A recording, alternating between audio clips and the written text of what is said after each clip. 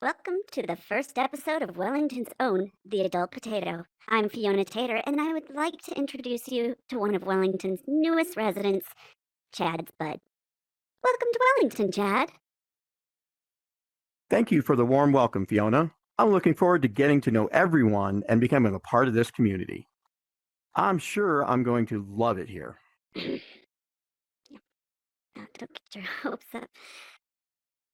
In today's first story, the Board of Trustees looks to change the ordinance to make it harder for pot shops to open in town after the voters approved the measure to allow them in Wellington nearly 2 years ago. Additionally, the form of a petition was approved by the town on July 27th to prohibit any cannabis-related businesses, including testing facilities.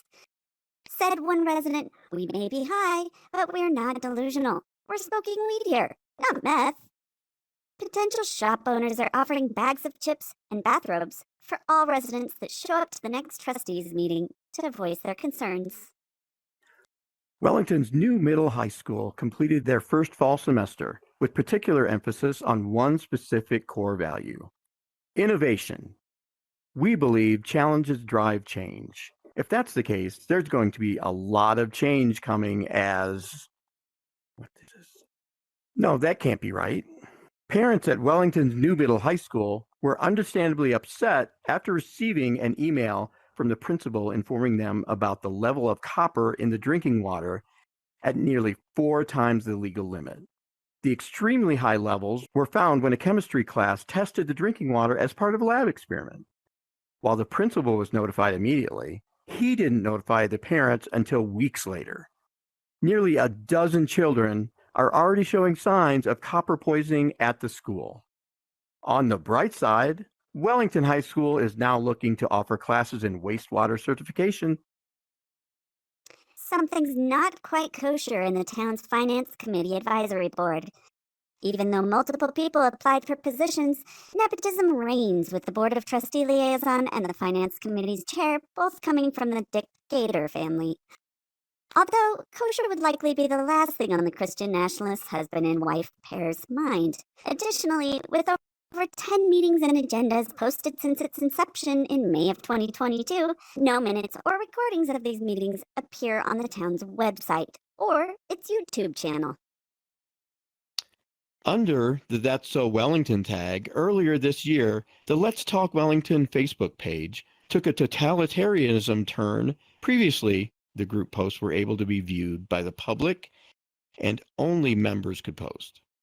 Now the group is locked down with people being kicked out of the group without notice because of posts that they were perceived as inflammatory by the admins, with the banned opinions leaning heavily on the liberal side.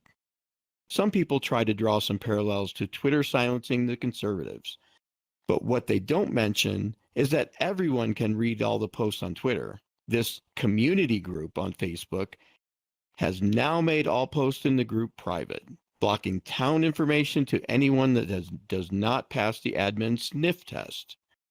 But I'm guessing that the vent duck people will be able to continue their postings to get enough clients for the never-ending special pricing they're offering.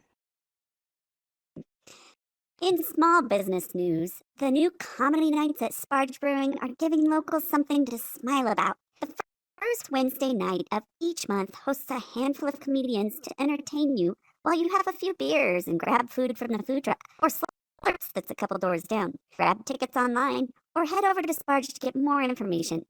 Heck, make it a date night by grabbing something from Aesop Flowers while you're at it. And finally, in Let's Waste Wellington's Money, 4 petitions cost Wellington taxpayers tens of thousands of dollars in 2022. These petitions are to be turned into the town clerk by close of business on January 23rd. Among those petitions was the one mentioned earlier regarding cannabis operations, submitted by Reginald Westfald and Ruth Rotman. One for in-person hand-counted paper ballots submitted by Mario Quinones and Kelly Fuchs. One to stop wastewater conservation, including scheduled watering dates and times, by Kathy Windillis and Christine Dick Gator. And one to stop the town from making donations to nonprofit organizations, as, according to the petition, The Government Cannot Give to One Without Taking from Another. Again by Kathy Windillis and Jesse Andreen. Small town America, really taking care of their own there. And that's it for our inaugural episode of The Adult Potato. Thanks for watching, and keep your doors locked. Dear God, what have I done? Welcome to Wellington.